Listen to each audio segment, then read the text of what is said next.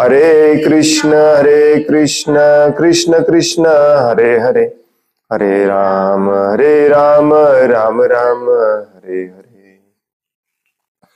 मुखं करोति वाचालं पंगुं लंघयते गिरिं, यत्कृपातमहं वन्दे श्रीगुरुं दीनतारिणम्। हरे कृष्ण। श्रीमद् भागवतम स्कंद तिसरा, अध्याय 25वा, भक्तिमय सेवेचे महात्म्य, श्लोक नंबर 43।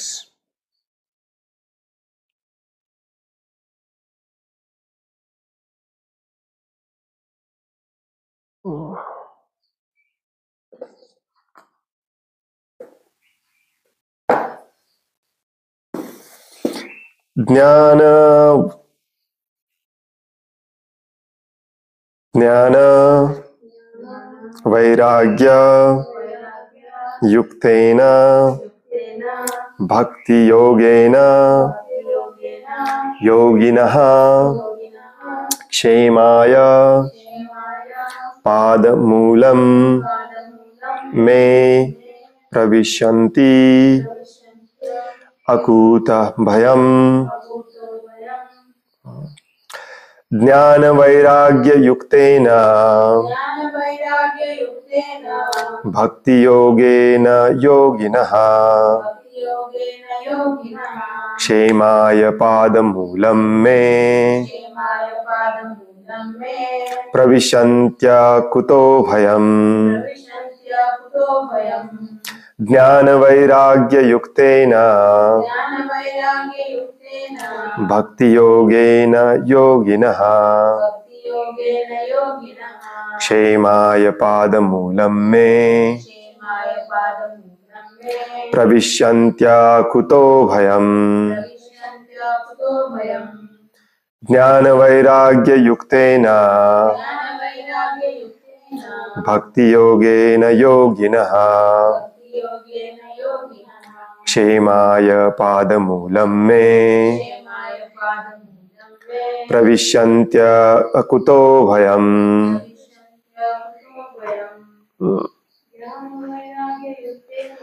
ज्ञान वैराग्य युक्तेन भक्ति योगेन योगिनः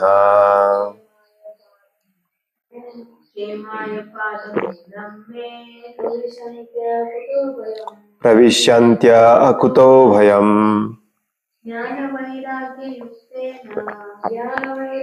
युक्तेन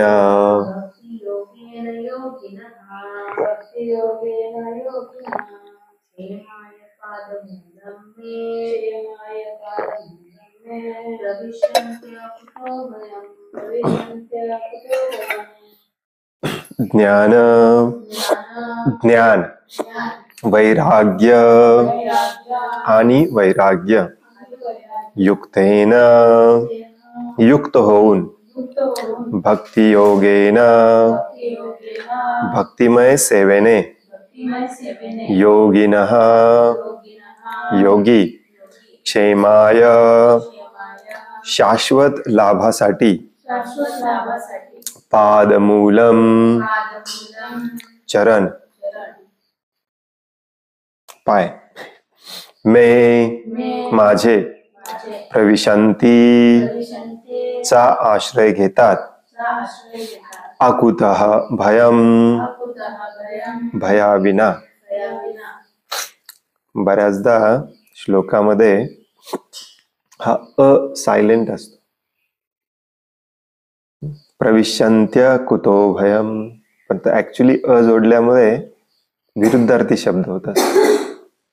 मग ते म्हणायचं कसं, थोडस त्याच्या आधीचा शब्द त्या स्वर ओढायचा, पाय तोडायचं नाही.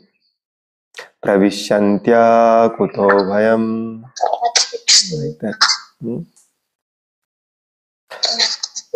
भाषांतर, दिव्य ज्ञान आणि वैराग्याने युक्त व स्वतःच्या शाश्वत लाभासाठी भक्तिमय सेवेमध्ये नियुक्त झालेले योगीजन माझ्या चरण कमलांचा आश्रय घेतात आणि मी सर्वश्रेष्ठ प्रभू असल्यामुळे ते कसल्याही भयाविना भगवत धामात प्रवेश करण्यास पात्र आहेत. प्रविशन्ति, प्रवेश म्हणजे प्रवेश करण्यासाठी. खालचा श्लोक थोडासा भीती दाखवणारा होता, मदभयात मदभयात मदभयात, माझ्या भयाने सूर्य चंद्र इंद्र सगळे काम करत आहेत. मग आपल्या आईला भगवान कपिलदेव परत एकदा सांगतात, परंतु जो ज्ञान आणि वैराग्यामध्ये युक्त होऊन माझी भक्तिमय सेवा करत असतो त्याला माझ्यापासून घाबरायची भीतीची काही कारण नाहीये. तो माझ्या भगवत धामामध्ये कसल्याही भयाविना प्रवेश करू शकतो. हे सिक्रेट आहे. भीतीच्याही पलीकडे असतो आदर आणि आदराच्याही पलीकडे असतं ते म्हणजे प्रेम. आदर हा नेहमी प्रेमयुक्त असावा, प्रेम नेहमी आदरयुक्त असावं. आणि जिथे आदर आणि प्रेम असतं तिथे भीती आपोआप असते, जबरदस्तीने करावी लागत नाही. तर कालचा जो श्लोक होता त्याचा अर्थ पण चुकीचा काढायचा नाही आपण. भगवंतांना घाबरून सूर्य इंद्र काम करतात नाही. जो भगवंतांचा शुद्ध भक्त होतो, भगवंतांच्या दिव्य प्रेममय सेवेमध्ये युक्त होतो, त्याला घाबरायचं तर अजिबात कारण नाही. प्रभुपाद कालच मी ऐकत होतो एका ठिकाणी भाषांतर करताना, प्रभुपाद सांगतात की जे भगवंतांचे शुद्ध भक्त असतात त्यांना माहितीच नसतं भगवंत आहेत.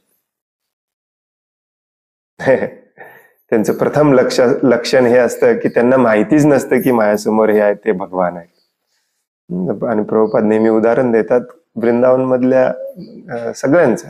यशोदा मैयांना माहितीच नव्हतं माझ्यासमोर भगवान आहेत. जेव्हा जेव्हा भगवान श्रीकृष्ण त्या सगळ्या आसुरांना मारून यायचे, बकासूर कालिया वगैरे, तेव्हा यशोदा मैया भगवंतांना काळा टीका लावायची, दृष्ट काढायची आणि मैयाला वाटायचं की कुठल्या तरी अद्भुत शक्तीने माझ्या पुत्राचं रक्षण केलेलं आहे. त्यांना माहितीच नव्हतं की त्यांचा पुत्र हा परमपुरुषोत्तम भगवान आहे. का? कारण तिथे प्रेम उत्पन्न झालेलं असतं. जिथे प्रेम आहे तिथे भय नसतं. आणि त्याच्यासाठी दोन महत्वाची गोष्ट भागवतामध्ये सारखं सांगितलेलं आहे, ते परत इथे भगवान कपिलदेव रिपीट करतात. हे दोनच इन्ग्रेडियंट आहेत. इन्ग्रेडियंट म्हणजे घटक, सामग्री भक्तीसाठी. कुठले? ज्ञान आणि वैराग्य दोन्ही असले पाहिजे. दोन्हीही त्याच प्रमाणामध्ये असले पाहिजे. आणि दोघांची मजेदार गोष्ट अशी आहे की जिथं ज्ञान वाढत जातं तिथं वैराग्य आपोआप वाढत जातो, आणि जिथे वैराग्य वाढत जातं तिथे ज्ञान आपोआप वाढत जातं. दोघे एकमेकांना कॉम्प्लिमेंटरी, पूरक आहेत.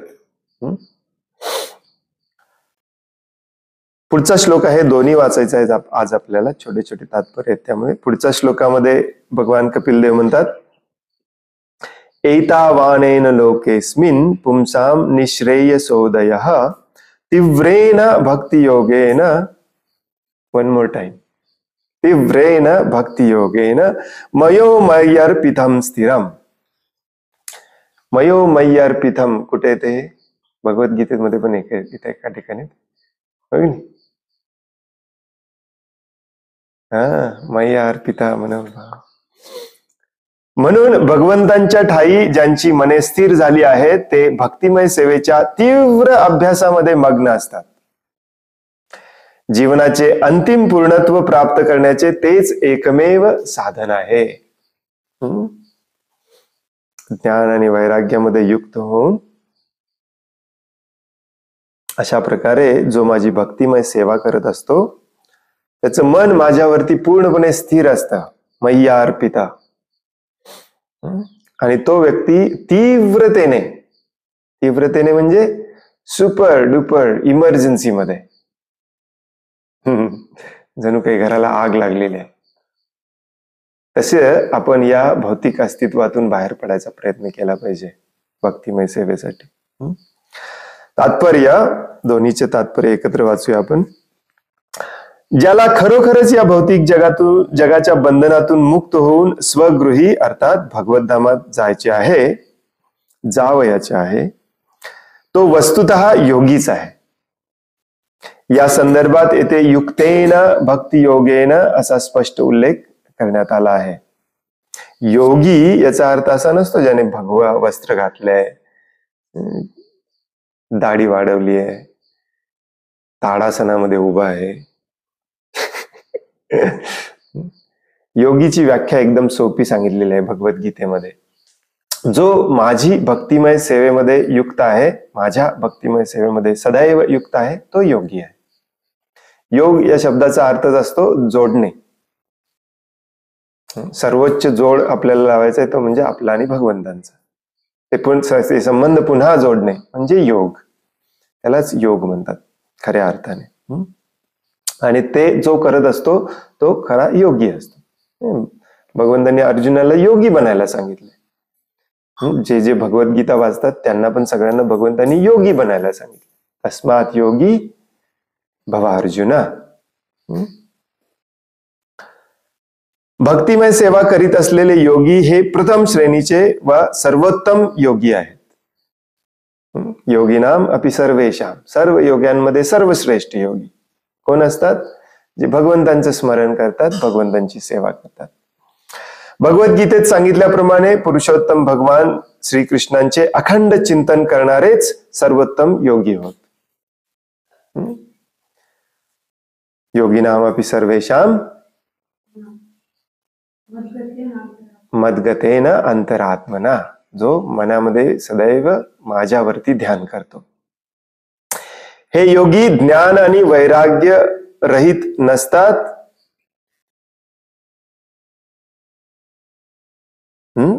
असतात पाहिजे. हे योगी ज्ञान आणि वैराग्य रहित नसतात. रहित नसतात म्हणजे हे पूर्णपणे ज्ञान आणि वैराग्याने युक्त असतात.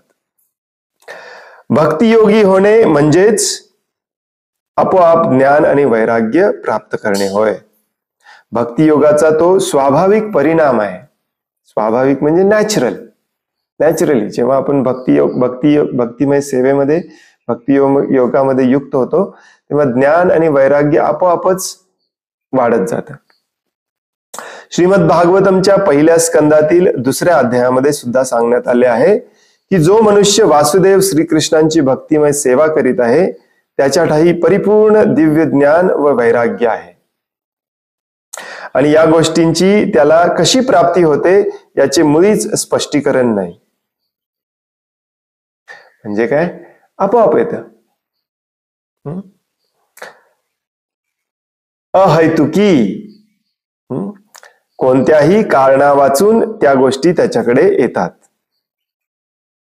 अहेतुकीचा अर्थ वेगवेगळा होतो. अहेतुकी म्हणजे हेतू नसताना. अहेतुकीचा दुसरा एक अर्थ असाही होतो की आपण भक्तीमध्ये प्रगती करत आहोत याला काही कारण नसलं पाहिजे. जसजसा प्रेम भाव सेवा भाव वाढत जातो तसतसं आपलं ज्ञान आणि वैराग्य आपोआप वाढत जातं. त्याला कुठलंही कारण नसतं, कारण ती आपली ओरिजिनल नॅचरल पोझिशन आहे. आपण जसं एखादा हिरा किंवा सोन्याचा दागिना हा ओरिजिनली सोन्यासारखा चमकणाराच असतो. तो घाणीमध्ये पडल्यामुळे त्याच्यावरती घाण साचलेली असते. मग तो थोडस पितांबरी आणि हे ते वापरून आपण तो जेव्हा क्लीन करायला लागतो तेव्हा ते आपोआप चमकायला लागतं. त्याला कुठलं दुसरं कारण नसतं. कधी कधी आपल्याला वाटतं की आपण आपल्या धुतल्यामुळे ते व्हायला लागले, पण ऍक्च्युली ते ओरिजिनली तसंच असतं. तसं आपण ओरिजिनली भक्त आहोत. भगवंतांची सेवा करणे हा आपला ओरिजिनल धर्म आहे. या भौतिक जगामध्ये येऊन या भौतिक जगातल्या अनर्थांमुळे सध्या आपण दूषित झालेलो आहे. हे दोष फक्त धुवून काढायचे आहेत बस. ओरिजिनल आपोआप बाहेर येत. एखादा मनुष्य पूर्णतः अशिक्षित असला तरी तो केवळ भक्तिमय सेवा करीत असल्याने त्याच्या ठायी शास्त्रांचे दिव्य ज्ञान प्रकाशित होते. तुम्हाला वाचन यायलाच पाहिजे. बऱ्याच लोकांना वाटतं की श्रील प्रभुपाद सगळं इंग्लिश मधून सांगून गेले, त्यामुळे मला इंग्लिश नाही आलं तर मी शुद्ध भक्त होणार नाही. इंग्लिश काय, तुम्हाला काहीच नाही आलं तरी चालते. प्रेम हृदयामध्ये पुन्हा उत्पन्न करण्यासाठी ही काय म्हणतात त्याला, गव्हर्नमेंट जॉब साठी जशी पात्रता लागते तशी काही ते पात्रता नाहीये. भक्तिमय सेवा करत राहणे ही एकमेव पात्रता आहे. जरी तुम्ही अशिक्षित असला, आणि हे प्रॉमिस भगवान श्रीकृष्ण भगवद्गीतेमध्ये करतात, हो की नाही? प्रीतीपूर्वक जो माझी भक्तिमय सेवा करीत आहे त्याच्या हृदयामध्ये ज्ञान मी आतून द्यायचं मी काम करतो, तुम्ही काळजी करायचं कारण नाही. ददामी बुद्धी योगम तम. ददामी म्हणजे देणे, त्याला मी देतो. त्याने कुठल्याही भागवतम क्लासला जायचं गरज नाही. भगवद्गीतेचं श्रवण करायची गरज नाही. आणि हे खूप इंटरेस्टिंग आहे ऍक्च्युली. आणि याच्या उलट जर बघायला गेलं, एखादा आयुष्यभर भागवतमचा अभ्यास करत असेल परंतु ज्याने भक्तिमय सेवा कधी केली नाही, त्याच्या हृदयामध्ये हे ज्ञान आणि वैराग्य कधीच उत्पन्न होणार नाही. ज्ञानाचा अर्थ असा नसतो की तुम्हाला श्लोक पाठ आहेत. श्लोक पाठ कोणीही करतं, 4 वर्षाचा मुलगा पण करू शकतो, सगळे 700 श्लोक पाठ करू शकतो. ज्ञान म्हणजे काय, डीप आतमध्ये चित्तापर्यंत आपल्याला ही जाणीव झालेली असते की मी जे वाचलं, मी जे श्रवण केलं ते सत्य आहे आणि तेच सत्य मी धरून ठेवलं पाहिजे.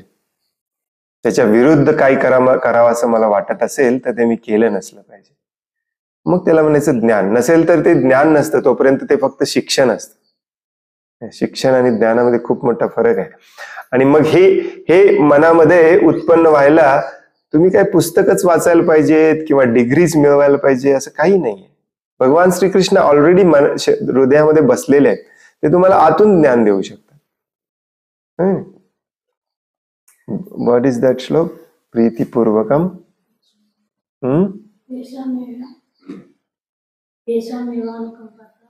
न त्याच्या आधीचा तेषाम सतत युक्तानां भजताम प्रीतीपूर्वकम.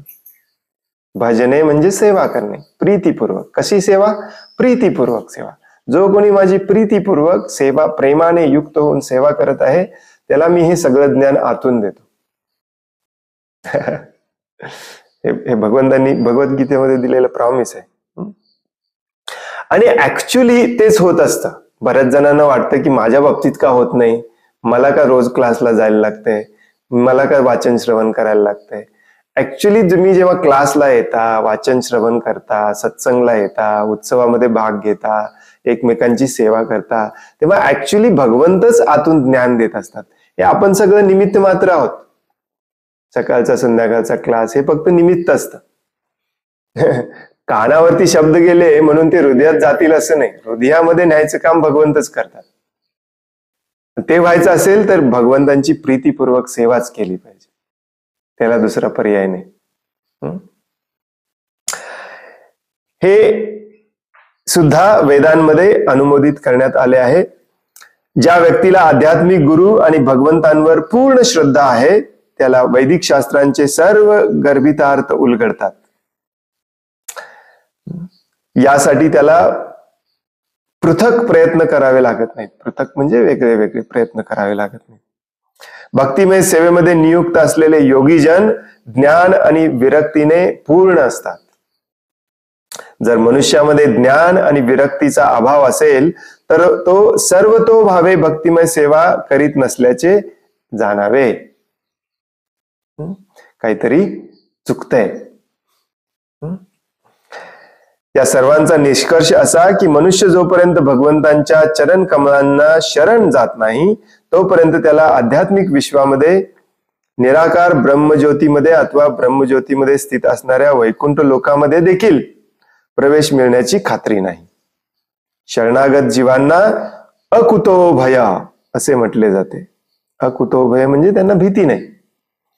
ते संशयरहित व निर्भय असतात आणि आध्यात्मिक विश्वातील त्यांचा प्रवेश निश्चित असतो. तर हे तुम्हाला भागवतम मध्ये ऑलरेडी मला वाटते आपण 3ऱ्या स्कंदामध्ये आहोत. ऑलरेडी हे जवळजवळ 15-20 वेळेला आलेलं आहे स्पष्ट शब्दामध्ये, आणि पुढेही बऱ्याच वेळेला येणार आहे. हे म्हणजे ज्ञान आणि वैराग्य हीच भक्तीची 2 लक्षणं आहेत. कारण अज्ञानी माणूस चुकीची कामं करतो. त्यामुळे भक्त हा पूर्णपणे ज्ञानी असलाच पाहिजे. त्यामुळे तुम्ही जर ज्ञानी असाल तर तुम्हाला कोणी फसवलंच नसलंच पाहिजे. बरेच जण म्हणतात भक्तीमध्ये माझी फसवणूक झाली. कोणी फसवणूक केली नाही, तुम्ही तुमची फसवणूक करून घेतली कारण तुम्ही अज्ञानी होता. ज्ञान हा मूलभूत पाया असतो कुठल्याही. म्हणूनच सच्चिदानंद मधलं चित हे ज्ञान असतं. जेव्हा आपण सच्चिदानंद होतो तेव्हा आपण पूर्णपणे ज्ञानी होतो. अज्ञानाचा लवलेश राहिला नसला पाहिजे.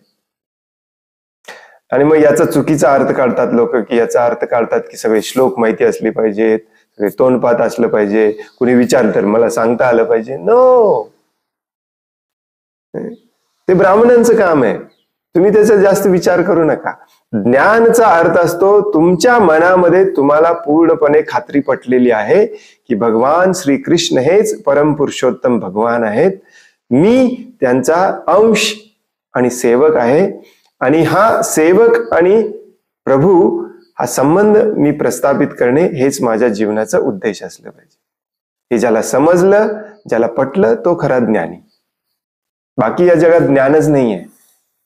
केमिस्ट्री, बायोलॉजी, फिजिक्स हे सगळं युजलेस आहे किंवा पूरक आहे. त्याचा उपयोग तुम्ही भगवंतांच्या सेवेमध्ये करू शकता, परंतु तेच ज्ञान समजून बसला तर तिथे दुःखच दुःख आहे. कारण ते अज्ञान आहे. अज्ञानामध्ये दुःख असते. हो की नाही? अज्ञानामध्ये दुःख असते हे सांगायची काही गरज नाही. ज्याला माहिती नाही की हे जे आगीतून ज्वाळा बाहेर येत आहेत त्याला टच केलं तर चटका बसतो, त्यालाच म्हणायचं अज्ञान. तोच टच करायला जातो. ज्याला माहिती आहे तो कशाला टच करायला जाईल? आपल्याला सध्या माहिती नाही आहे की ज्याला आपण ज्ञान म्हणत आहे, physics, chemistry, biology, this and that and PhD आणि हे आणि ते, हे अज्ञान आहे. हे आपल्याला माहिती नाही. मग त्याच्या मागे आपण लागतो आणि आपले हात पळून घेतो. आता इथे दिलेल्या उदाहरणामध्ये आपल्याला चटका लगेच बसतो, परंतु या अज्ञानाच्या मागे लागल्यानंतर आपल्याला चटका काही वर्षांनी बसतो, काही जन्मांनी बसतो. आणि मग तो चटका बसल्यावर मग आपण वेदांकडे वळतो. अरे खरं ज्ञान तर इकडे. आणि ज्ञानाची परिणती म्हणजे रिझल्ट हा वैराग्यामध्येच झाला पाहिजे. मगच समजायचं आपलं ज्ञान पुष्ट होत आहे. वैराग्य वाढत नसेल, विरक्ती वाढत नसेल तर जे ज्ञान घेतोय ते फक्त वरवरचं ज्ञान आहे. भले तुम्ही कुठल्याही सभागृहामध्ये अगदी अगदी मनमोहक पद्धतीने सगळे श्लोक आणि तात्पर्य सांगू शकाल, परंतु विरक्ती वैराग्यामध्ये त्याचं रूपांतर जर होत नसेल तर ते पण ज्ञान नाही. मला आठवतं मगदुम प्रभूजींच्या सोबत एकदा एका कार्यक्रमाला गेलो होतो आम्ही. एक फेमस वक्ता आला होता तिथे, त्याचं नाव माहिती नाही, प्रभूजींना माहिती असेल. सुपर्ब टेक्निक ऍक्च्युली आहे. मंत्रमुग्ध होऊन तुम्ही ऐकत बसलं पाहिजे तासन तास. परंतु बऱ्याचदा आपल्याला लगेच लक्षात येतं की यातल्या अर्ध्या गोष्टी हा स्वतःच करत नाही. कारण व्यासासनावरती बसून दुसरं तिसरं काय सांगायचंय? वैराग्य आपल्या जीवनामध्ये कसं आणायचं, ही अनासक्ती कशी निर्माण करायची, हेच ज्ञान आहे. आणि हे तुम्हाला सांगायला जमणारच नाही जोपर्यंत तुमच्या जीवनामध्ये ते आलेलं नाही. म्हणूनच बरेच वक्ते इन्फ्लुएन्स तर करतात लोकांना, परंतु वेगळ्या मार्गाने इन्फ्लुएन्स करतात. आजकाल इन्फ्लुएन्सर व्हायचं ट्रेंड चालू आहे. ज्ञान आणि वैराग्य दोन्ही पुष्ट झाले पाहिजे. बऱ्याचदा आपण ही कथा ऐकतो. नारद मुनी एकदा जात होते आणि ज्ञान आणि वैराग्य नाही, भक्ती देवी जी आहे ती अगदी अशी पेल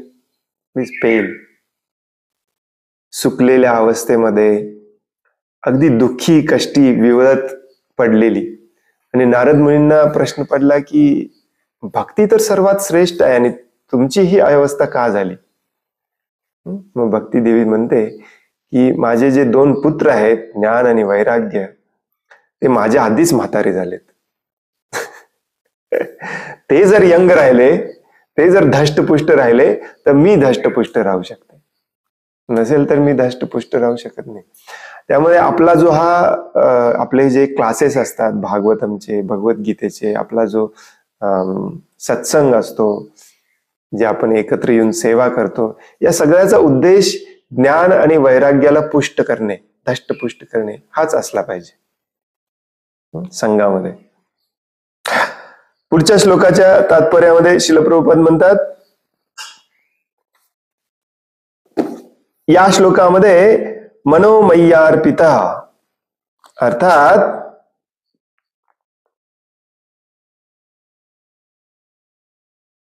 माझ्यावर स्थिर झालेले मन हे शब्द अर्थपूर्ण आहेत. मनुष्याने आपले मन भगवान श्रीकृष्ण किंवा त्यांच्या अवतारांच्या चरण कमलांवर स्थिर केले पाहिजे. आता बऱ्याचदा हे सांगितलं जातं की भगवान श्रीकृष्ण किंवा त्यांचे अवतार, कारण ते सगळे एकच असतात, त्यांना वेगळं आपण कधीच समजायचं नसतं. भगवंतांचं नाम, रूप, लीला, गुण, भगवंतांच्या संबंधित सगळ्या गोष्टी हे भगवंतच असतात. पॅराफेर्नेलिया, लवाजमा सगळा. परंतु भगवद्गीतेमध्ये जसं मगाशी मी म्हणालो, भगवान श्रीकृष्ण अगदी सिरियसली आणि स्पष्टपणे सांगतात, मय्या अर्पता मनोबुद्धी, फेमस श्लोक आहे 11व्या अध्यायामध्ये. माझ्यावरती मन स्थिर कर आणि बुद्धी माझ्यासाठी युक्त कर. हाच भक्तिमय सेवेचा टॉपमोस्ट स्टेज आहे. मुक्तीच्या त्या ठिकाणी सातत्याने स्थित राहणे हाच मुक्तिपथ आहे. विचलित झालं नसलं पाहिजे. स्थिर करणे म्हणजे काय? स्थिरता असली पाहिजे, विचलित झालं नसलं पाहिजे. याविषयी अंबरीश महाराजांचे उदाहरण समर्पक आहे. बऱ्याच वेळेला आपण वाचलंय, भगवद्गीतेमध्ये देखील भगवंत प्रभुपाद सांगतात, भागवतम मध्ये देखील बऱ्याच वेळा सांगतात. अंबरीश महाराजांची कथा पण येते 9व्या अध्यायामध्ये. त्यांनी आपले मन भगवंतांच्या चरण कमलांवर स्थिर केले आणि केवळ भगवंतांच्या लीलांचीच चर्चा केली. हे आश्चर्याची गोष्ट सांगतो तुम्हाला मी. हा श्लोक जो आहे की त्यांनी आपले मन भगवंतांच्या चरण कमलावर स्थिर केले आणि केवळ भगवंतांच्या लीलांची चर्चा केली, हा श्लोक जो आहे तो श्लोक मी कधीही बघितला नाही, कधीही वाचला नाही, तरी मला पाठ आहे. का माहितीये? प्रभुपाद आपल्या प्रवचनामध्ये इतक्या वेळेला सांगतात की ते तुमच्या डोक्यातच बसतं. सवय मन कृष्ण पदारविंदयो वाचांशु वैकुंठ गुणानुवर्णने. मनाला भगवंतांच्या चरण कमलावरती ठेवा आणि वाचांशु, वाचा म्हणजे आपलं बोलणं कायम भगवंतांचं गुणगान असलं पाहिजे. वाचांशु वैकुंठ गुणानुवर्णने, वैकुंठातलं गुण आणि वर्णनांचंच असलं पाहिजे. बस. मग तुमच्या मनाला कोणीही अस्थिर करू शकत नाही. हे अमरीश महाराज. आणि त्या श्लोकामध्ये बरंच पुढे दिलेलं आहे की आपले हात पाय भगवंतांसाठी कसे वापरायचे, आपले डोळे भगवंतांची त्यासाठी कसे वापरायचे, आपली सगळी इंद्रिय भगवंतांसाठी कशी वापरायची. परंतु त्याची सुरुवात असते मनाने. मन भगवंतांच्या चरण कमलांवरती स्थिर झालं पाहिजे. त्यांनी केवळ भगवंतांना वाहिलेल्या फुलांचा आणि तुळशीचा सुगंध घेतला. हेच पुढच्या त्याच श्लोकामध्ये पुढे सांगितलेलं आहे. त्यांनी केवळ मंदिरांनाच भेट दिली. त्यांनी आपले हात मंदिरांच्या स्वच्छता कार्यामध्ये गुंतवले. त्यांनी आपल्या जिभेने केवळ भगवंतांना अर्पिलेल्या अन्नाचेच आस्वादन केले आणि कानांद्वारे भगवंतांच्या अद्भुत लीलांचेच श्रवण केले. तर अशा प्रकारे त्यांची सर्व इंद्रिये भगवंतांच्या सेवा कार्यात मग्न होती.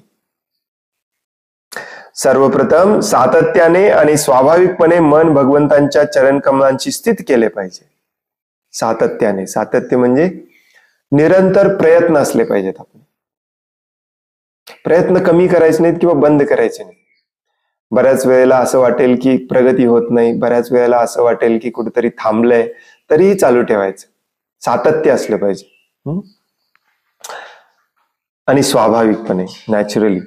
मन हे सर्व इंद्रियांचे स्वामी असल्यामुळे जेव्हा ते सेवारत होते तेव्हा इतर इंद्रियही सेवारत होतात. मन हा बॉस असतो. इंग्लिशमध्ये एक फिलॉसॉफर म्हणायचा, तुमच्या मनाला जे दिसत नाही ते डोळ्याला कधीच दिसत नाही, जरी डोळे उघडे असले तरी. त्यामुळे मन एकदा फिक्स झाला ना की मला भगवंतांची सेवा करायची आहे, मला भगवंतांचा भक्त व्हायचं आहे, मग डोळे, कान, नाक, हात, पाय काही करू शकत नाही. मनाने सांगितलेलं त्यांना ऐकावं लागतं. हाच भक्तियोग होय, यालाच भक्तियोग म्हणतात. योग म्हणजे इंद्रियांना नियंत्रित करणे होय. हे आपल्याला रोज पण शिकवलं जातं, बाबा रामदेव वगैरे शिकवतात. ऍक्च्युली योगाचा अर्थ इंद्रियांना नियंत्रित करणे असतं. ऑफकोर्स इंद्रिय नियंत्रित तेव्हाच होतात जेव्हा शरीर व्यवस्थित असतं, म्हणून पहिल्यांदा काही आसन प्राणायाम करायला शिकवलं जातं, मग धारणा ध्यान शिकवलं जातं. खरे तर इंद्रिय कधीच नियंत्रित होत नाहीत, ती नेहमीच क्षुब्ध असतात. अगदी लहान बालकाचेही इंद्रिय अस्थिर असतात. त्याला किती काळ सक्तीने शांत बसवता येते तसे करणे शक्य नाही. अर्जुनही गीतेत म्हणतो, चंचलही मनः कृष्ण प्रमादे बलवत दृढम. अर्जुन सारखा व्यक्ती म्हणतो की मन मी कंट्रोलमध्ये ठेवू शकत नाही. आपण कसे ठेवणार? हा जो सेक्शन आहे भगवद्गीतेतला, तिथे अर्जुन म्हणतो, भगवंत सांगतात की योगाचा अर्थ असतो मन आणि इंद्रियांना कंट्रोलमध्ये ठेवणे. आणि भरपूर सांगून झाल्यानंतर मग अर्जुन म्हणतो, मला नाही जमत, मला दुसरं काहीतरी सांगा, हे काही जमण्यासारखं मला वाटत नाही. मी सर्वश्रेष्ठ धनुर्धर आहे या जगातला, मी आपल्या बाणांनी, माझ्या बाणांनी वायूची दिशा बदलू शकतो, माझ्या मनाला कंट्रोल नाही करू शकत. मला काहीतरी वेगळं सांगा, हे योग बिग मला सांगू नका, हे असं बसायला पाहिजे, नाकावर ध्यान केलं पाहिजे, जमण्यासारखं नाही. हे सत्ययुगामध्ये ठीक होतं. अर्जुन द्वापर युगामध्ये होता आणि द्वापर युगाच्या शेवटी त्याने हे म्हटलं, आणि कलियुग सुरू झाल्यावरती तर शक्यच नाही. म्हणून जे वेगवेगळ्या प्रकारचे योग सांगितले जातात त्याद्वारे भगवंतांना प्राप्त करणे हे शक्य नाही. हे कलियुगामध्ये अगदी ठामपणे आपण म्हटलं तरी चालेल. मग काय करायचं? या चंचल मनाला स्थिर कसं करायचं? जसं महाराज अमरीश यांनी केलं, सवय मन कृष्ण पदारविंद योग. मनाला भगवंतांच्या चरण कमळांवरती ठेवून टाकायचं. इथेच आहेस तू, तुझी जागा इथेच आहे, दुसरं काही केलंच नसलं पाहिजे. मनाला भगवंतांच्या चरण कमळांवर स्थिर करणे हा यावर सर्वोत्तम उपाय आहे. मनोमय्यार्पिता स्थिरम. एखादा जर गांभीर्याने कृष्ण भावनेमध्ये रत असेल तर तीच सर्वोच्च पूर्णावस्था होय. कृष्ण भावना भवित अशी सर्व कार्ये ही मानवी जीवनाच्या परमोच्च पूर्णावस्थेच्या स्तरावरील होत. हे थोडस प्रभुपाद आपल्याला तुलनात्मक दृष्टिकोनातून सांगतात, कारण अजूनही भारतामध्ये बऱ्याच जणांना वाटतं की हठयोग श्रेष्ठ आहे, चक्रयोग श्रेष्ठ आहे, हे योग श्रेष्ठ आहे, ते योग श्रेष्ठ आहे, याद्वारे आपण अध्यात्म पूर्ण सिद्धी प्राप्त करू शकतो, हे प्राप्त करू शकतो, ते प्राप्त करू शकतो. आणि इव्हेंच्युअली त्या क्रियांमध्ये, त्या सिद्धींमध्ये जे सर्वश्रेष्ठ होतात, जेव्हा ते टॉपमोस्ट पोझिशनला पोहोचतात तेव्हा ते भगवंतांच्या चरण कमळांवरती येतात. ही इनडायरेक्ट सीडी आहे आणि हेच भगवद्गीतेत सांगितलं ऍक्च्युली. मग आपण काय करतो, हे शास्त्र वाच, ते शास्त्र वाच, या वेदांमध्ये, या उपनिषदांमध्ये असं सांगितलंय, तसं सांगितलंय, मी हे करून बघतो, ते करून बघतो. या सगळ्यांचा सार भगवद्गीता आहे. आणि भगवद्गीतेमध्ये भगवंत स्वतः सांगतात की हे शक्य नाही, त्यामुळे हे कर. 11व्या अध्यायामध्ये हे सांगतात आणि मग 12व्या अध्यायामध्ये 5व्या श्लोकामध्ये भगवंत सांगतात की जो कोणी ह्या इनडायरेक्ट शिडीचा वापर करतो वेदांमध्ये आणि ह्या क्रियाद्वारे आणि त्या सिद्धीद्वारे, तो खूप त्रास सहन करून घेतो. हे क्लेशदायक आहे. शेवटी यायचं इथेच. बऱ्याच जणांना ध्यान किंवा मेडिटेशन म्हणजे काय हे पण माहिती नाही. बऱ्याच जणांना माहिती आहे परंतु तरी त्याच्या मागे लागलेले असतात. ध्यान किंवा मेडिटेशन हे तात्पुरतं तुम्हाला तुमचं जे तात्पुरचं बीपी आणि स्ट्रेस टेन्शन आहे थोडंसं कमी करू शकतं, परंतु पूर्णपणे तुम्हाला या भौतिक अस्तित्वातून मुक्त करू शकत नाही. बऱ्याच जण मुळात ध्यान करायचा कशाचा हेच बऱ्याच जणांना माहिती नसतं. विचित्र विचित्र ध्यान करत असतात. भगवद्गीतेच्या 6व्या अध्यायाचं नावच आहे ध्यान योग. ते वाचा तुम्हाला ध्यान करायचंच असेल. भगवंत अगदी डिटेलमध्ये सांगतात ध्यान कशाचा करायचा असतो, कसा करायचा असतो, अगदी बसायचं कसं, कुठे बसायचं, काय अंतरून घेऊन कशावरती बसायचं हे देखील सांगितलेलं आहे त्या अध्यायामध्ये. आणि मग शेवटी त्या अध्यायामध्ये भगवंत सांगतात की ध्यान अशा प्रकारे तुम्ही माझ्यावरती हृदयात मी आहे त्याच्यावर ध्यान केलं पाहिजे. आणि तसं केला तरी ते अपूर्ण आहे, कारण त्या ध्यानाची तुम्हाला पूर्ण सिद्धी प्राप्त झाली त्या दिवशी तुमच्या लक्षात येते की अरे याची सेवा करायला पाहिजे उद्यापासून. मग तुम्ही पुढच्या स्टेजला सुरुवात करता. आणि म्हणून मग पुढच्या अध्यायामध्ये भगवंत सांगतात मग डायरेक्टली सेवाच सुरू करा ना. कशाला ध्यान करून मग मला समजावून घेऊन मग माझी सेवा करणार असाल त्यापेक्षा डायरेक्टली करा. म्हणून भगवद्गीता खूप स्ट्रॉंग आणि पोटंटला काय म्हणतो आपण, पॉवर पॅक्ड असा ग्रंथ आहे कलियुगासाठी. कारण कलियुगामध्ये आपण बाकीचे ग्रंथ आणि बाकीचं सगळं करत बसलो ना की आपली खूप दिशाभूल होणार, कारण ते पण शास्त्रातच दिलेलं आहे. परंतु ते का दिलंय शास्त्रामध्ये, वेगवेगळ्या लेवलची लोक असतात, त्यांना यायला त्या लेवलला वेगवेगळा मार्ग दिलेला आहे. परंतु तेवढा वेळ तेवढी एनर्जी आपल्यामध्ये नाही आहे या कलियुगामध्ये. म्हणून हा डायरेक्ट मार्ग सांगितलाय. कुठला डायरेक्ट मार्ग? जो आपण या आत्ताच्या या श्लोकामध्ये वाचला, तीव्रेन भक्ती योगेन. भक्ती योगाला, भक्तिमय सेवेला आपण तीव्रतेनं घेतलं पाहिजे, सुपर तीव्रतेनं घेतलं पाहिजे. हरे कृष्ण. अशा रीतीने श्रीमद भागवतमच्या 3ऱ्या स्कंदातील भक्तिमय सेवेचे महात्म्य नामक 25व्या अध्यायावरील भक्ती वेदांत भाष्य संपन्न. आता उद्यापासून जो आपला अध्याय सुरू होतो तो थोडासा इंटरेस्टिंग असणार आहे. हे पण इंटरेस्टिंग होतं, नाही असं नाही, कारण बेसिक सांगायला सुरुवात करणार. पुढच्या अध्यायाचं नावच आहे भौतिक प्रकृतीची मूलभूत तत्वे. एकदम बेसिक.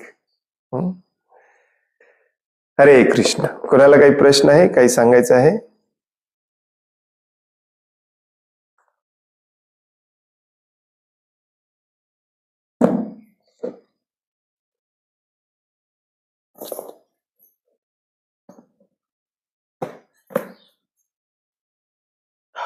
कृष्ण.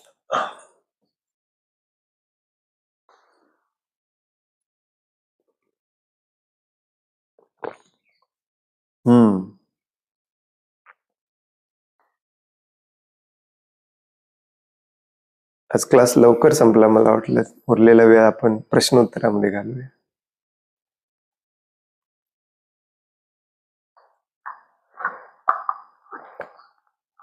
विजय कुमार प्रभू दिसत नाहीत आजकाल. हरे कृष्ण प्रभूजी. हरे कृष्ण प्रभू. हरि बोल.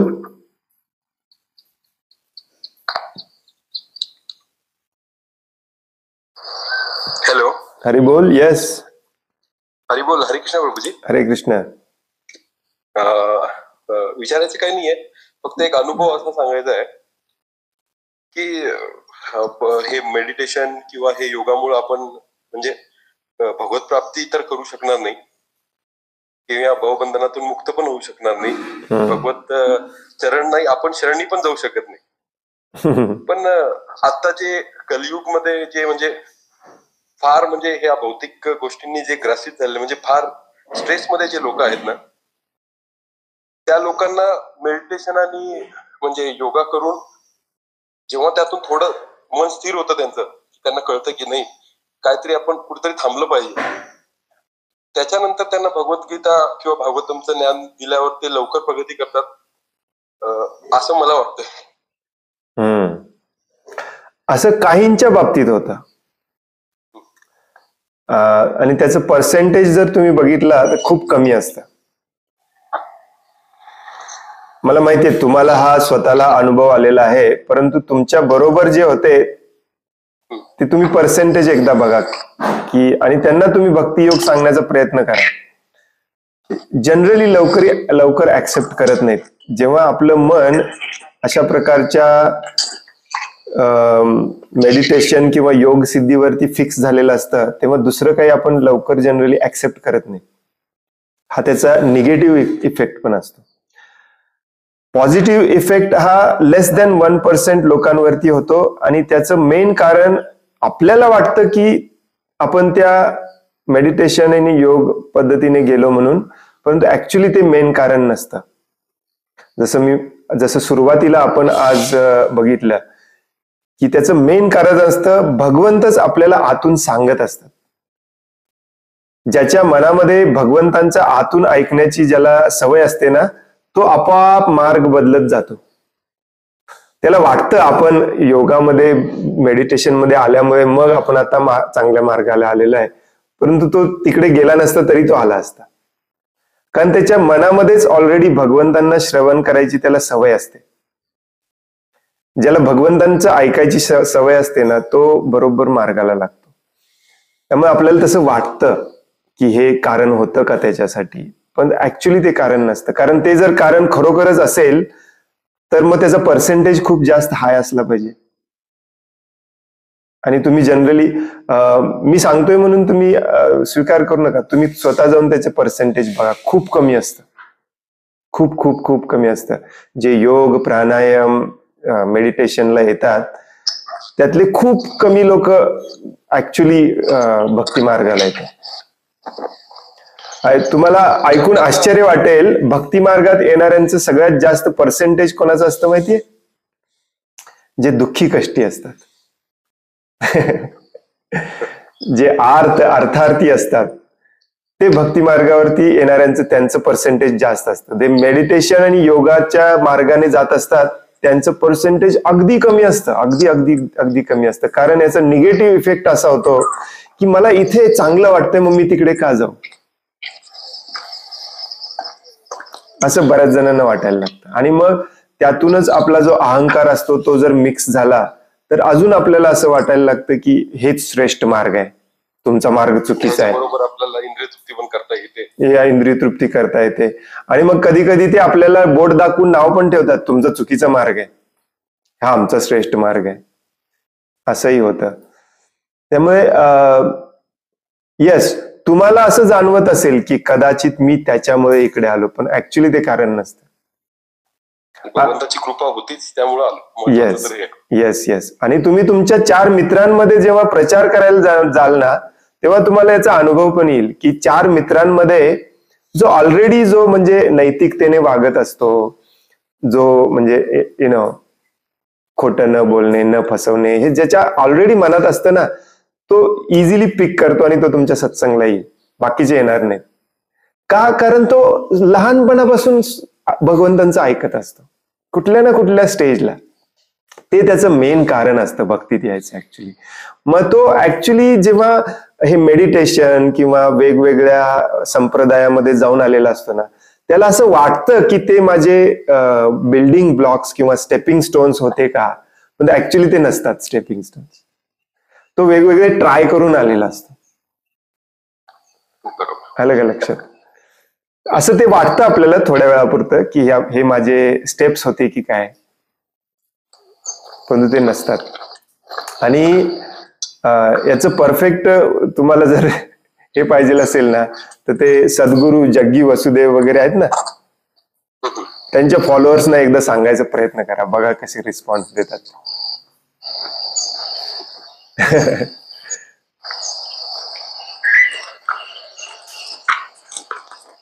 त्यामुळे शेवट त्याचा याच्यामध्येच आहे. आणि हेच भागवतामध्ये पण बऱ्याचदा सांगितलेलं आहे ऍक्च्युली. ब्रह्मांड भ्रमिते कोण भाग्यवान जीव, गुरु कृष्ण कृपा पाय भक्ती लता बीज. हे मेन कारण असतं, गुरु आणि कृष्णाची कृपा.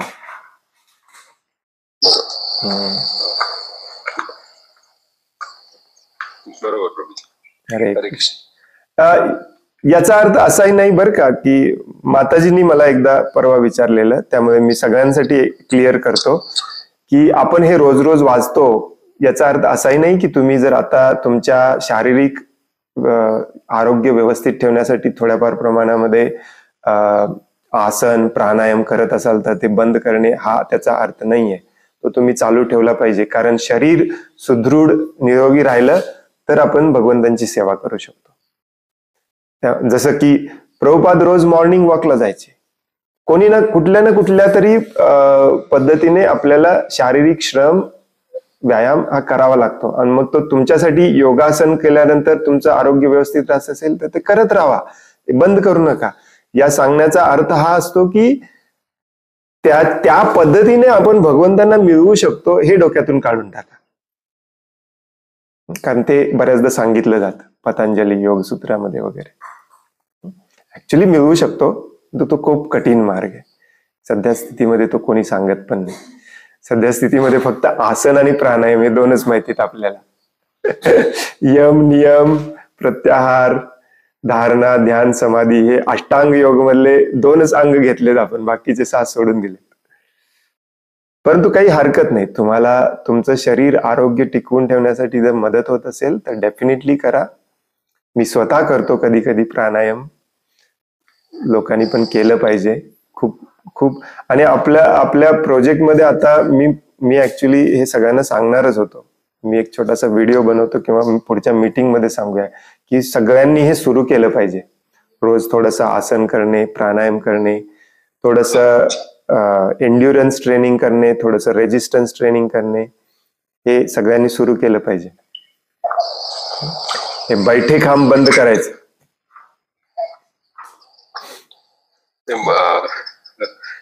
मला फक्त हे याच्यासाठी वाटलं प्रभूजी की म्हणजे माझ्यासाठी नाही, की असं वाटलं की जसं एखादा फार म्हणजे स्ट्रेसफुल आहे, ज्याला कुठं थांबायचं हे पण कळत नाहीये, जो म्हणजे पूर्णच भ्रमित झालेला आहे आणि ह्यात वाद चाललाय, म्हणजे ह्याच्यात इंद्रियतृप्तीमध्ये ह्याच्यात त्याच्यात सगळ्या मार्गी लागलाय, त्याला आपण डायरेक्ट भगवद्गीता किंवा भागवतम चल वाच ऐक म्हटलं तर तो वाच येणार नाही असं वाटलं मला जास्त करून.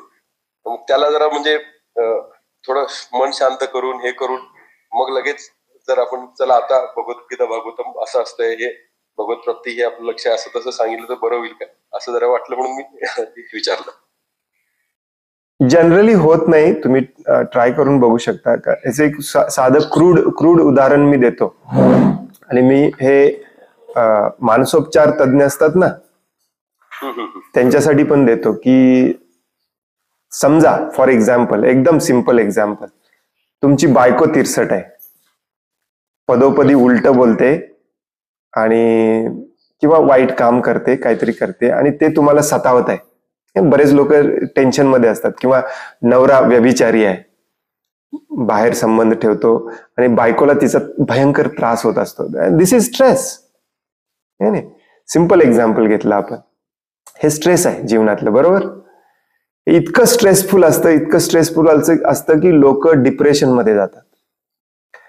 लिटरली डिप्रेशनच्या गोळ्या घ्याव्या लागतात त्यांना. परंतु समजा त्यांनी डिप्रेशनच्या गोळ्या घेतल्या, समजा त्यांनी अशा मेडिटेशन कोर्सला वगैरे गेलं, तर त्याच्या मनातून जोपर्यंत जात नाही की हे माझ्या डिप्रेशनचं मेन कारण माझा नवरा आहे, किंवा माझ्या डिप्रेशनचं मेन कारण माझी बायको आहे, जिच्या बरोबर मला रोज राहायचंय 24 तास घरामध्ये, तोपर्यंत त्याला ते मेडिटेशन, त्या गोळ्या, औषधं सायकॅट्रिस्टने दिलेला कशाचाही इफेक्ट होत नाही. असे कितीतरी पेशंट मी बघितलेले आहेत ऍक्च्युली. कारण जे मेन रूट कॉज आहे ते तुम्ही काढूनच टाकलेलं नाही. मग पाश्चात्य देशामध्ये आपण पाहतो याच्यावरती ते उपाय काढतात डिव्होर्स घेणे.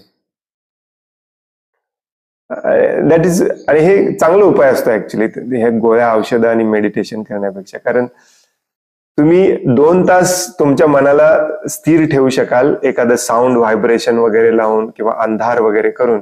परत तुम्हाला घरीच यायचं आहे आणि परत त्याच बायकोला बघायचंय किंवा त्याच नवऱ्याला बघायचंय जो आपल्याशी वाईट वागतो. रूट कॉज कधी जातच नसतं. मग हे तुमच्या मनातून हे पूर्णपणे काढून टाकायचं असेल तर तुमच्या मनाला हे भगवद्गीतेचं तत्वज्ञान तुम्हाला कळालं पाहिजे. ज्ञान म्हणून मग बघा मगाशी जर आपण चर्चा करतो ज्ञान हेच महत्वाचं आहे. की कारण तुम्हाला पटलेलं नसतंय की हा व्यक्ती माझ्या बरोबर असं का वागतो, हे चुकीचं आहे, याला दंड मिळाला पाहिजे, माझी मनस्थिती याच्यामुळे बिघडलेली आहे. पण भगवद्गीता आपल्याला सांगते की तुमच्या कंट्रोलमध्ये काही नाहीच आहे. मग अशा व्यक्तीला तुम्ही सत्संगला घेऊन या, अशा व्यक्तीला तुम्ही भगवद्गीतेचे 2-4 लेक्चर ऐकवा, अशा व्यक्तीला तुम्ही भगवद्गीतेचे थोडंफार प्रमाणामध्ये ज्ञान द्या. एखादं वाक्य त्याला क्लिक झालं ना, येस या जगामधलं माझ्या कंट्रोलमध्ये काहीच नाही, मी माझ्या बायकोला बदलूच शकत नाही, मी माझ्या नवऱ्याला बदलूच शकत नाही, मी का टेन्शन घेतोय विनाकारण. हे जेव्हा चित्तापर्यंत आतमध्ये जाऊन क्लिक होतं ना, त्या दिवशी त्याचं डिप्रेशन जाणार. हे तात्पुरतं डिप्रेशन जाईल नाही असं नाही. तात्पुरतं तो ओम किंवा हे असे ध्वनी असतात ना, त्याच्यामध्ये बसून जेव्हा तुम्ही बाहेरचं सगळं ऑफ करून मेडिटेशन करता तेव्हा तुमचं तात्पुरतं ब्लड प्रेशर कमी होईल. आता हे तात्पुरतं एखाद्यासाठी 2 तास असू शकतं, एखाद्यासाठी 2 दिवस असू शकतं, एखाद्यासाठी 2 महिने असू शकतं, परंतु ते शेवटी तात्पुरतच असतं. ज्या दिवशी तुम्हाला कळतं की याच्या मागचं लॉजिक काय आहे, आणि म्हणून तर सगळे फ्रस्ट्रेटेड आहेत या जगामध्ये. लोक देवाला किंवा भगवंतांना का दोष देतात? कारण त्यांना वाटतं की देव असेल, भगवान असेल तर मग कॅन्सर का आहे, गरिबी का आहे, भ्रष्टाचार का आहे, फसवणूक का आहे, मग ते देवाला मानत नाहीत. बरेचसे लोक मग प्रश्न विचारतात भगवद्गीतेच्या लेक्चरला आल्यावरती, ते पण असे फ्रस्ट्रेट झालेले असतात. तुमचं सगळं बरोबर आहे प्रभूजी, परंतु मग देव असा का वागतो? मग भगवद्गीतेतलं तुम्हाला जाणून घ्यावं लागेल की मी कोण आहे, भगवान कोण आहे, ही प्रकृती का निर्माण केलेली आहे, इथेच आपल्याला का सोडलेलं आहे, आणि मग हे काल काय आहे आणि कर्म काय आहे आणि कर्माचं फळ काय आहे, हे सिस्टमॅटिकली जेव्हा समजावून घेतो व्यक्ती तेव्हा तो आपोआप स्वभाव मग बदलतो. तोपर्यंत कोणाचा स्वभाव बदलत नाही. तुम्ही कितीही औषधं द्या, कितीही मेडिटेशन करायला लावा, हा त्याचा उपयोग जसं हे मेडिटेशन वाले सांगतात की तुमचं बीपी कमी होईल, तुमचं मन शांत होईल, त्यामुळे उद्या ऑफिसमध्ये तुम्ही आणि जोमाने काम करू शकाल, तो इफेक्ट मात्र होतो, 100% होतो. परंतु हे रणगाडं किती दिवस चालवत ठेवायचं? रिचार्ज करायचं, परत डिस्चार्ज करायचं, परत रिचार्ज करायचं, परत डिस्चार्ज करायचं, हे किती दिवस चालू ठेवायचं? त्यामुळे या मग तुमचं म्हणणं पण एका अर्थाने बरोबर आहे. मी पूर्णपणे हे डालवून पण टाकत नाही की असा एखादा व्यक्ती जो खरोखरच सत्य शोधत असतो तो मग एक दिवस यांच्या मेडिटेशनला जातो, एक दिवस यांच्या मेडिटेशनला, कारण त्याला माहिती नसतं. त्याला वाटतं की या मेडिटेशन मध्ये मला उपयोग होईल, त्याला उपयोग होतो, पण मग 4 दिवस उपयोग झाल्यानंतर तो म्हणतो नाही, अजून काहीतरी पुढचं सत्य मला काहीतरी मिसिंग आहे, मग इथे जाऊन बघूया, मग इथे जाऊन बघूया, असं करत करत तो भगवद्गीतेपर्यंत येतो. कारण तो खऱ्या अर्थाने तो शोधत असतो. अलग लक्षात. त्यामुळे येस, कुणी असं शोधत असेल तर त्याला डायरेक्टली असं पण सांगू नका हे मूर्खासारखं शोधतेस, त्याचा काय उपयोग होणार नाही तुला, ये इकडे. त्याला व्यवस्थित समजावून सांगा. असंच एक वेगळं मेडिटेशन आहे, त्याला म्हणतात भगवद्गीतेचं श्रवण करणे. चला आपण आज वेगळ्या मेडिटेशनला जाऊन बघूया. आणि भगवद्गीतेचं प्रवचन जर इफेक्टिव्ह असेल, बऱ्याचदा नवीन कोणी आलेलं असेल ना, तर थोडंसं भगवद्गीतेचं प्रवचन त्याच्या लेवलला जाऊन त्याला क्लिक होईल अशा पद्धतीने आपण सांगायचं, म्हणजे थोडंफार बदल होतो, नाही असं नाही. परंतु जो इफेक्ट त्या मेडिटेशन मध्ये होतो तो इफेक्ट भगवद्गीतेत व्हायला पूर्णपणे आपल्याला पटायला लागते. आणि ते पूर्णपणे पटणं हे लवकर होत नाही, कारण इथे सगळं सोडायचं आहे आणि त्या मेडिटेशन मध्ये काही सोडायचं नसतं. त्यामुळे लोकांना हे थोडंसं अवघड वाटतं. ठीक आहे, ते अजून थोडे दिवस ट्राय करून बघूया असं वाटतं. हे जरा अवघड आहे, अजून तेच जरा थोडे दिवस ट्राय करून बघूया असं वाटतं. मी जरा व्यवस्थित केलेलं नाही असं वाटायला लागलंय मला, असं म्हणतो. नाही, काही प्रॉब्लेम नसतो ऍक्च्युली. सगळे याच मार्गाने आलेले असतात. नाही, मी असं म्हणलो की असं वाटतं त्या लोकांना की माझ्या मते मी अजून व्यवस्थित करायला पाहिजे योगा. हा, असं वाटतं करायला पाहिजे. त्यानंतर मे बी मला कळेल. येस, हे काय पहिल्याच दिवशी आम्हाला सांगायला लागले हे सोडा ते सोडा. म्हणून तर हे कटू सत्य आहे की बाबा रामदेवजींच्या योग शिबिराला लाखोने लोक जातील, परंतु भागवतम क्लासला 5च लोक येणार.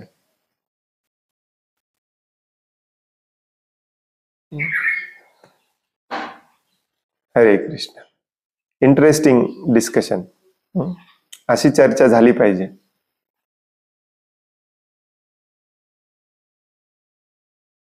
हरे कृष्ण प्रभूजी, दंडवत प्रणाम. हरे कृष्ण, दंडवत प्रणाम. आपण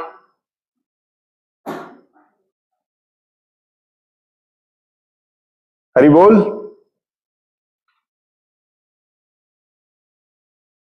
लेक्चर इंद्रजित देशमुखांचं ऐकलं, माझ्या लक्षात आलं. देशमुख. येस, इंद्रजित देशमुख. आणि ते लेक्चर मध्ये आठवलं मला, लेक्चर मध्ये तेच सांगत होते की सगळेजण ते डांबरीकरण करून केस काळे करतात आणि ते स्वतःच केस काळे करून आले ते.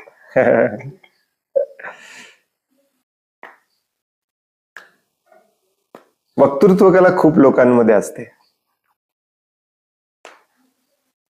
पण एक थोडे दिवस ऐकल्यानंतर तुमच्या लक्षात येतं की त्या वक्तृत्व कला आहे, परंतु समोरच्या जीवनामध्ये काहीतरी बदल व्हावे ही तळमळ नाही, जी प्रभुपादांच्या बोलण्यामध्ये दिसून येते ती तळमळ नाही.